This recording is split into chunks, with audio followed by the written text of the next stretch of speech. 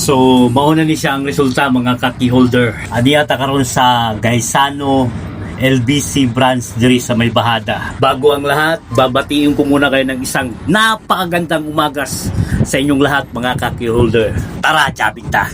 For today's video, ani ako karon para sa pag-process, sa pagpadala sa akong items na para Batangas. Shout out dahil sa ibuha sir. Salamat kayo sir sa pagsalig para sa kuha. Blessings kayo ni sa kuha kay naino sa kataong tagalaing lugar sa parting Luzon. Thank God juga ko kay nang ano talagsaon ra kayo ning mga imunaning na mga opportunity nga mo sa imong kinabuhi. O na-appreciate sa nilang imong ginahimo. Kay nahuman naman ko sa akong transaction. Successful man. Diri ko naglag sa ko. Lingaw ba? Pawala sa laay. Sabay tabis ng mga uyab.